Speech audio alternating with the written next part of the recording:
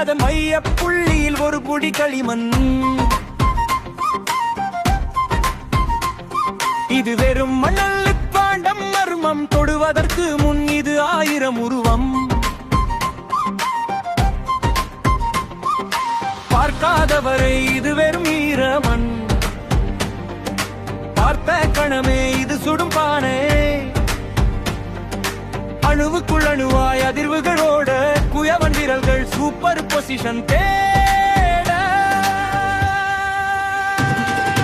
அண்டம் என்னும் ஒரு பெரும் பானை, அதற்குள் மிகையிடும் சுடுபானை. இரண்டும் பிணிந்த விந்தையில் இங்கு தட்டினால் அங்கே ஓசை கேட்கும்.